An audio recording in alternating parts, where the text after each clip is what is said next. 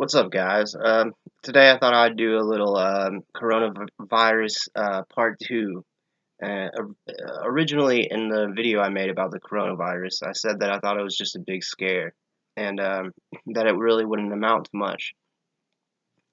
And it appears that I was wrong. It has amounted to being something. Uh, and a lot of people are really freaking out. A lot of people are very scared.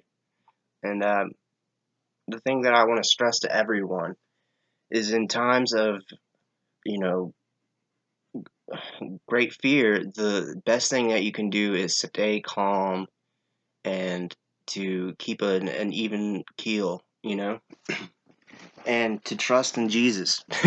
And pray. That's the biggest thing that we can do right now. And I just thought that I would share a few Bible verses, and I'll go ahead and read these Bible verses that I've written down for you guys. The first one is Philippians 4:6. Be anxious for nothing, but in everything, by prayer and supplication, with thanksgivings, let your requests be known by God. And this is one of the most powerful verses in the Bible, for me at least, because I do deal with such great anxiety. For Jesus to command that we be anxious about nothing, that's so powerful. I'm kind of choking up. It's so powerful that it's not a suggestion. It's a it's a demand. It's a command. He commands us to not worry and to have confidence. Let the Lord be your confidence. Another verse, John 14:27. Peace I leave with you, my peace I give to you. I do not give to you as the world gives. Do not let your hearts be troubled, and do not be afraid. It's just beautiful, it's so profound to think when everyone is freaking out and buying all the toilet paper and there's no meat to be had, that God says, I give you peace, and don't be afraid. Another verse is Proverbs 3:25 through 27, and this says, Be not afraid of sudden fear, neither of the desolation of the wicked when it cometh. For the Lord shall be thy confidence, and shall keep thy foot from being taken. Withhold not good from them to whom it is due, when it is in the power of thine hand to do it.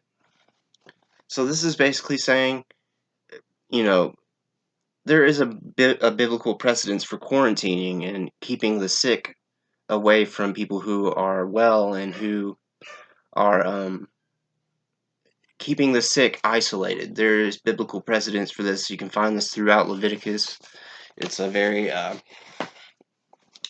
Christian Jewish thing to keep the sick quarantined. However, if you're not sick, we shouldn't be just sitting in our houses living in fear. We should be out there spreading the word. We should be telling people, do not be afraid, trust in God, and helping people, in times of crisis. It used to be that the church would be a place that people would go and would be the first responders to most crises.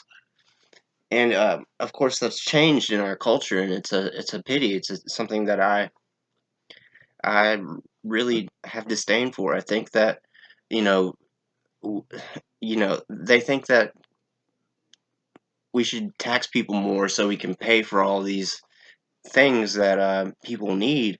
But really, that should come from the church. That should come from believers. It should come from people who are trying to spread the message. And one of the best times to be overwhelmed by the message, by the gospel, is when you're in need. And it has a much deeper effect on people when someone has hit rock bottom. A lot of times, scripture hits a lot deeper and makes more sense when it might have not made sense when that person was, feeling fine and doing okay in their lives. And a lot of people will say that that gives it less credit, but I think it's the exact opposite. It gives it more credit. It gives it um, it saves you, you know, essentially. And I don't know. I don't want to make this too long of a video because I don't want. I know people are freaking out about this, and I don't want to say anything that's going to make anyone more anxious or more afraid. But just know that I'm with you guys, and you can reach out to me if you need to. I'll be praying for you guys. I love you.